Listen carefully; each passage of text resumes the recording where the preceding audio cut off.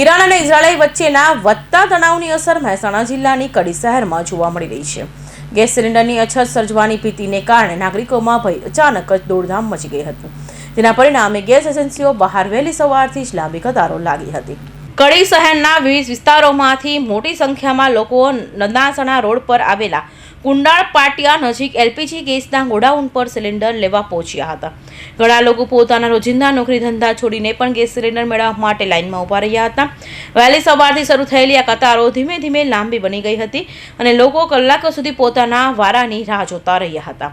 કાળઝાળ ગરમી હોવા છતાં મહિલાઓ અને નાના બાળકો સાથેની મહિલાઓએ પણ મોટી સંખ્યામાં ગેસ સિલિન્ડર મેળવવા માટે કતારમાં ઊભી રહેવા મજબૂર બની હતી. મહેસાણામાં ગેસની અછત વચ્ચે રાહતના સમાચાર આવતા અધિક જિલ્લા મેજિસ્ટ્રેટ જસવંતભાઈ જેગોડાનું નિવેદન સામે આવ્યું છે. કોઈ પ્રશ્ન અત્યારે છે નહીં અને સાથે સાથે તમામ લોકોને પેનિક ન થાય એના માટે આપણે એક અનુરોધ પણ કર્યો છે. સમાચાર માધ્યમોથી કે સોશિયલ મીડિયાના માધ્યમોથી ક્યાંક ને ક્યાંક લોકો પેનિક થઈ અને કદાચ ઘણા વખત જતા હોય છે, પણ સામાન્ય રીતે આવું પેનિક ન થાય. આરોગ્યની સેવાઓ, એમડીએમ, છાત્રાલયો, સ્કૂલ્સ કોલેજની જે વ્યવસ્થાની જરૂરિયાત છે એને પ્રાયોરિટીના ધોરણે આપી અને સિંગલ બોટલ 25 દિવસ અને ડબલ બોટલ હોય તો 30 દિવસની જે મર્યાદા હોય છે મર્યાદામાં આપણું ગેસ વિતરણ અત્યારે ચાલુ છે.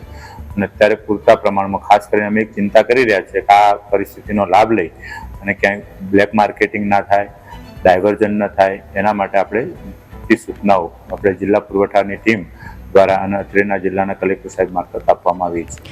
સ્થાનિક નાગરિકોમાં ભવિષ્યમાં ગેસની અછત સર્જાશે તેવી આશંકા પ્રવર્તી રહી છે.